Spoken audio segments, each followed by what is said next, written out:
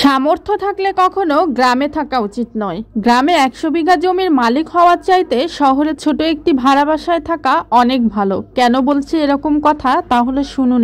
একবার ভেবে দেখুন তো, গ্রামের মানুষ কি আসলেই সহজ সরল? আর যদি এমনটা আপনি ভেবে থাকেন, তাহলে আমি বলবো আসলে আপনি নিজেই অনেক বেশি সহজ সরল। কেননা গ্রামের সবচাইতে সহজ সরল মানুষটিও আপনার মতো শহরে থাকা মানুষটিকে এক হাতে 3 বার বেঁচে আসতে পারবে।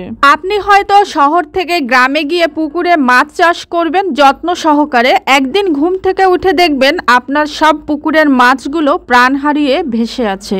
আপনি হয়তো ভাবছেন ফসল উৎপাদন করবেন কিংবা গাছ রোপণ করবেন, পরদিন সকালে দেখবেন সবগুলো কেটে সাফ করে দিয়েছে। সামান্য জমি জমা নিয়ে গ্রামের মুরব্বীদের মাথায় যে কূটনৈতিক খেলা চলে, তা হয়তো আন্তর্জাতিক মানের কূটনীতিবিদদের মাথায়ও খেলবে না। আপনি হয়তো বা আপনার মেয়ের বিয়ে ঠিক করতে চাইছেন, দেখবেন গ্রামের অতি সহজ সরল একজন মানুষ নিজে অটো ভাড়া করে গিয়ে দুর্নাম রটিয়ে আপনার আদরের মেয়েটির বিয়েটা ভেঙে দিয়ে আসবে। তামাম দুনিয়াটা বড়ই জটিল, তার চাইতেও বেশি জটিল গ্রামের সহজ সরল মানুষের মনগুলো।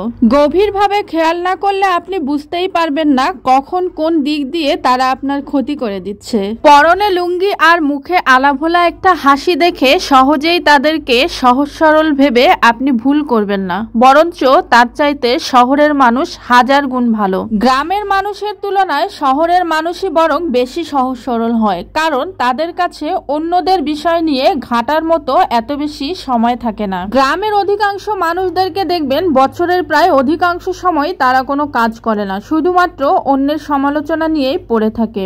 অন্যদিকে শহরের মানুষ কিন্তু তাদের কর্মব্যস্ত জীবন নিয়ে বেশি সময় কাটায়।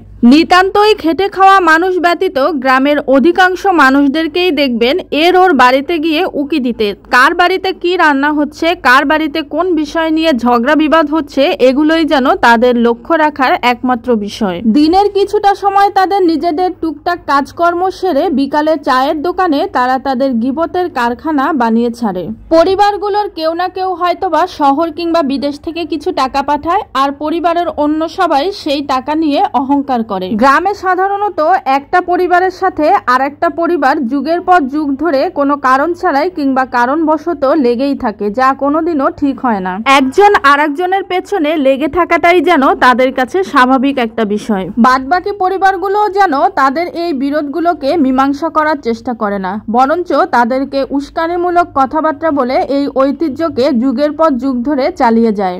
দীর্ঘদিন শহরে থাকা মানুষগুলো ইচ্ছা করলেও এসব কারণে গ্রামে গিয়ে শান্তিতে থাকতে পারে না। অথচ অনেকেই স্বপ্ন দেখেন তাদের কর্মজীবন শেষে গ্রামে গিয়ে এমন সবুজ শ্যামল পরিবেশে বাকি জীবনটা কাটাবেন। গ্রামের প্রকৃতিটা যতটা না সুন্দর, সেখানকার মানুষগুলোর মন মানসিকতা তার চাইতেও অনেক অনেক অসুন্দর।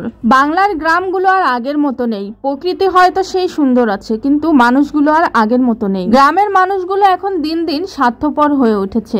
নিজেদের ছাড়া আর কোনো কিছুই তারা বুঝতে পারে না। তবে সব গ্রামই যে খারাপ এটা আমি বলছি না, এমন অনেক গ্রামও আছে যেখানকার মানুষগুলো আসলেই অনেক ভালো। তবে কি গ্রাম্য রাজনীতিগুলো আগেও ভয়ঙ্কর ছিল আর এখনো একই রকমই আছে। তাই তো বহু বছর হয়ে গেলেও এখন আর মানুষ আগের মতো গ্রামে যেতে চায় না, কারণ তাদের মন মানসিকতা অনেক পাল্টে গেছে। গ্রামের মানুষ আসলেই দেখতে যতটা সহজ সরল, তাদের মন মানসিকতা আর সেরকম সহজ সরল নেই। আজকের ভিডিওটি দেখতে কেমন লাগলো জানাতে ভুলবেন না। ভালো থাকবেন সবাই। আল্লাহ হাফিজ।